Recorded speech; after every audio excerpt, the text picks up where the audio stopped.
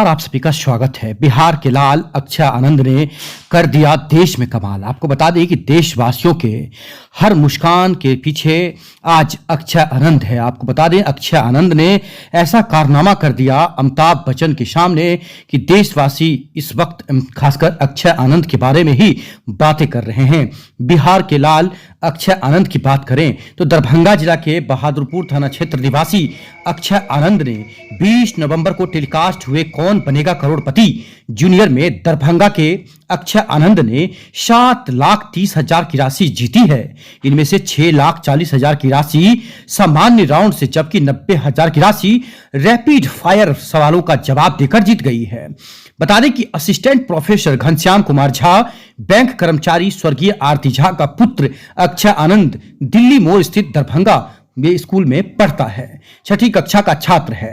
बताते हैं कि अक्षय आनंद की मां स्वर्गीय आरती झा भी 4 वर्ष पूर्व 2019 में केबीसी में हॉट सीट पर जा चुकी है। उनका कैंसर की वजह से निधन हो चुका है।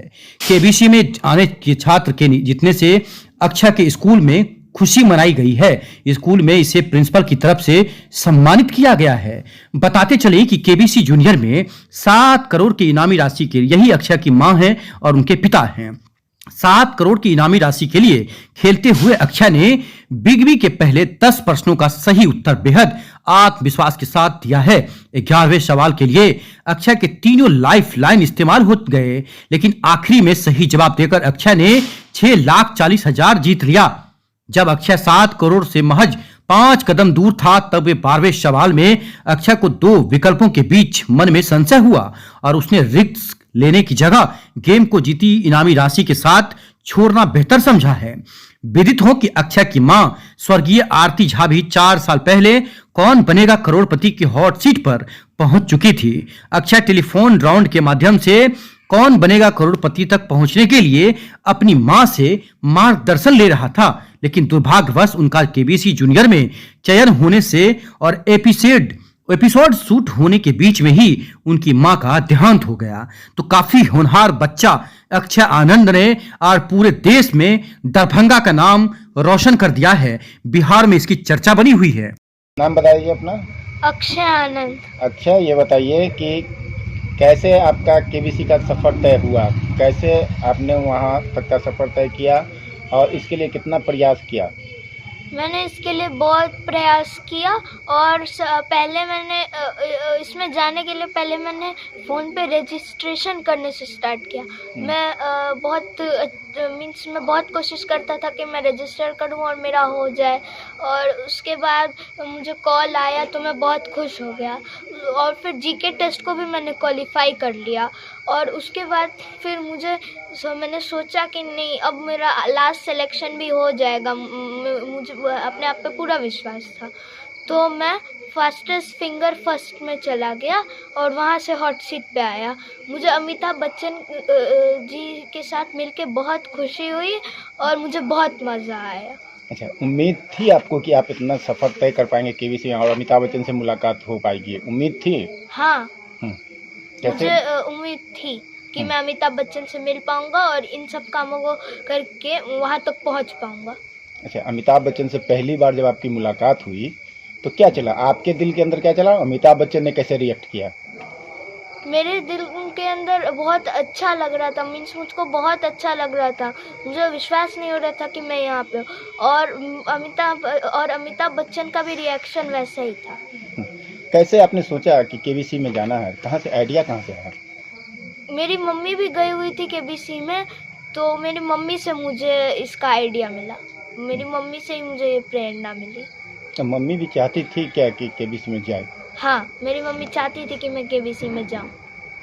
मम्मी ने कहाँ तक क्वालिफाई किया था इसमें?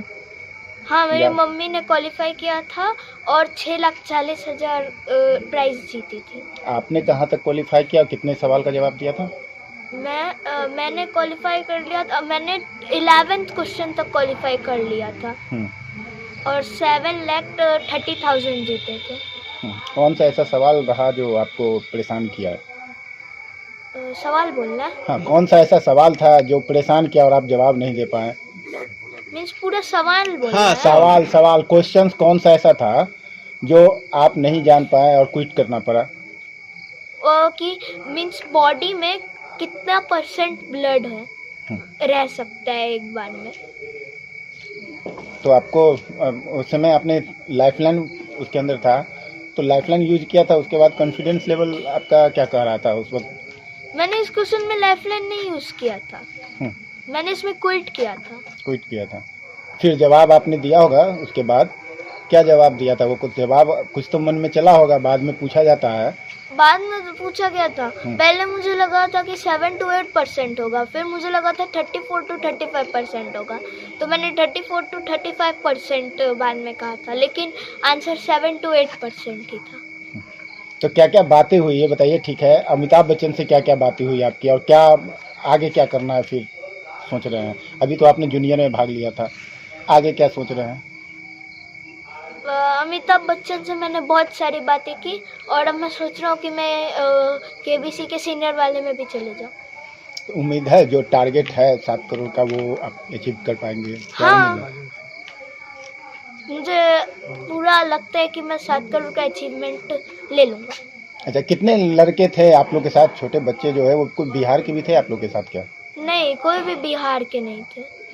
अच्छा, जब वहाँ से आप लौट के आए, हाँ, एक आखिरी सवाल इसके अंदर, केबीसी के अंदर, जब आप हॉट सीट पर जवाब नहीं दे पाए तो कोई निराशा भी आई कि आपने इसका जवाब नहीं जाना और लक्ष्य तक नहीं पहुँच पाए? तो कोई निराशा भी आपको हाथ लगी क्या? हाँ, दुख हुआ क्या? हाँ, दुख हुआ क्या चाहते थे? कि मैं बहुत सारा जीतूं, लेकिन मैं बहुत पहले ही चला गया। अच्छा, क्या आप बोलेंगे छोटे बच्चे को जो नहीं जा पा रहे हैं इसके अंदर, वो अगर आपसे टिप्स लेना चाहे तो उन्हें क्या बताएंगे, कैसे इसके अंदर केबीसी के अंदर वो जा सकते हैं? मुझे इसके बारे में भी कोई आइडिया नहीं है, मैं बस उनको ये कहूँगा कि वो लोग अच्छे से ट्राई करें, उनका भी हो जाएगा। अच्छा, ये बताइए कि जब वहाँ से दरभंगा आए और आपने स्कूल गया तो स्कूल के अंदर क्या चला, कैसे रिएक्ट किए स्कूल प्रबंधन और स्कूल के बच्चे आपको देख के? क्या कुछ जानना चाह रहे थे, क्या कुछ बातें हुई स्कूल के अंदर, क्या रहा? स्कूल के अंदर सारे टीचर्स मुझे कॉन्ग्रेचुलेशंस बोल रहे थे, और सारे स्टूडेंट्स लोग, मेरे जितने भी फ्रेंड लोग थे वो लोग भी मुझे कॉन्ग्रेचुलेशंस बोले।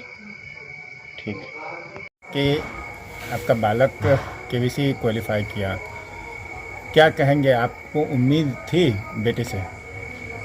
हाँ, बेटे से उम्मीद थी।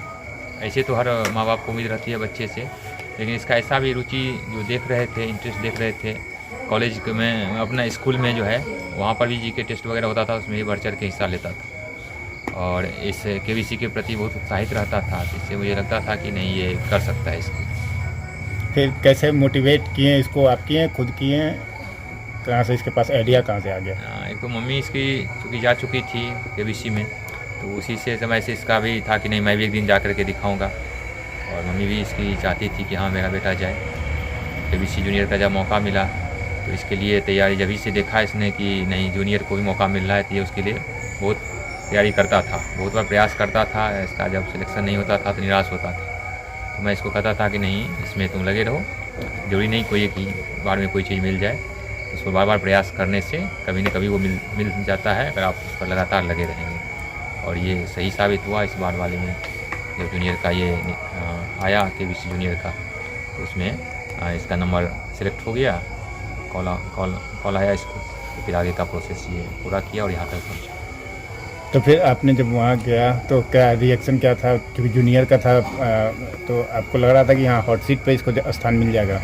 हाँ, जूनियर का था, वहाँ तो 10 बच्चे थे, और जो प्रक्रिया मैं देख चुका था कि जरूरी नहीं कि सभी को मौका, लेकिन एक उम्मीद तो रहती है कि नहीं मेरा बच्चा आए, और थोड़ी शंका रहती है, लेकिन हर माँ बाप उम्मीद करता है कि मेरा बच्चा यहाँ तक पहुँचे। और जो कि अंदर से एक प्रेरणा मुझे ऐसा लग रहा था कि नहीं, मतलब ये जरूरी, और ऐसा हुआ कि पहले बार में ही आ गया, पहला जो फास्ट फिंगर था उसी में आ गया। मुझे इसकी उम्मीद नहीं थी कि पहले बार में ही आ जाएगा, लेकिन ये लग रहा था कि नहीं, ये देर सवेर अगर है तो 10 में से इसका नंबर आएगा ही आएगा। क्या चल रहा था मन के अंदर जब अमिताभ बच्चन सामने सवाल दे रहे थे, तो आपके अंदर क्या चल रहा था? बच्चा तो जवाब दे ही रहा था, लेकिन आपके अंदर क्या चल रहा था? कहाँ तक जा पाएगा, क्या उम्मीदें थी? सवाल दे रहा था तो मुझे एक तो ऐसा लग रहा था कि आगे का मुझे कोई ऐसा, मैं नहीं चाह रहा था कि बहुत जीते या कुछ, मेरा एक ख्वाहिश थी कि ये बस हॉट सीट तक आ जाए, क्योंकि वहाँ पर पहुँचना अपने आप में बहुत बड़ी बात है। वहाँ पे आना, पूरा देश आपको देखता है, तो एक बहुत बड़ा अचीवमेंट होता है। बच्चा है इसका, अगर इस तरह का प्रोग्राम में आता है तो कॉन्फिडेंस लेवल हाई होगा, जो इसके लिए बहुत ही अच्छा लिया और उसके उत्तर को बहुत अच्छे तरीके से किया। रूटीन क्या रहता है, चूँकि आप इसके फादर हैं तो इसकी दिलचस्पी क्या रहती है ऐसे दिनचर्या में, और पढ़ाई लिखाई में आमतौर पर क्या इसकी? इसकी रुचि रहती है पढ़ाई लिखाई के साथ, क्योंकि मेरे साथ ही ज़्यादा वक्त ये बिताता है, ज़्यादा समय रहता है। तो रूटीन इसका हम लोगों का एक साथ चलता है, शुरू होता है तो सुबह में इसको अगर स्कूल जो जाना रहता है, मुझे भी कॉलेज निकलना रहता है, तो एक दूसरे का हम लोग हेल्प भी करते हैं। ये भी तैयार होता है, कुछ चीज़ों में मेरी भी मदद ये करता है।